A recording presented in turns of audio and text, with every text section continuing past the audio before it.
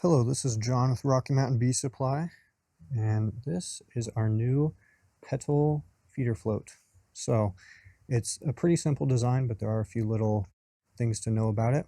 So within these hexagons, so you have these pins and holes, and that's how you're going to be able to combine them into larger shapes, or as we sell it, it'll be 7 of them.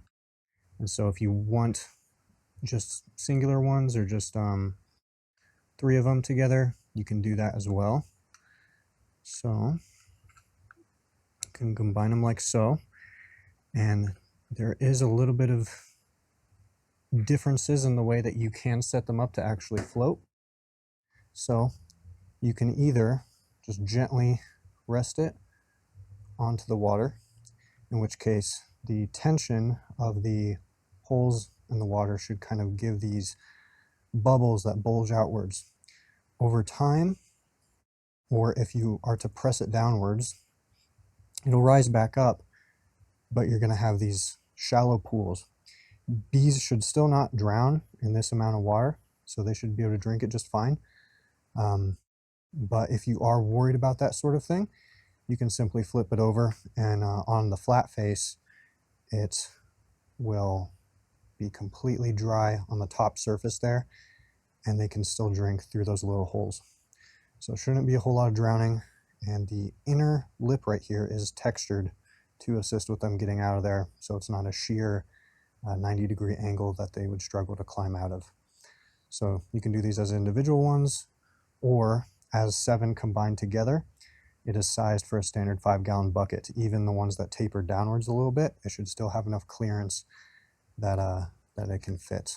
So as shown in this configuration, this should work with pretty much any 5-gallon bucket that you come across. And if you are to do larger sizes such as ponds, feeding troughs, that sort of thing, you can add more of these together. And because of this ring that's in every single one, as you add more, the air pocket inside of them will increase with the extra ones that you add. So it should pretty much always float. As you increase the size of the float, the buoyancy increases as well due to these little air pocket rings. So yeah, you can do it just as this 5-gallon bucket, smaller sizes or larger sizes by combining multiple of them.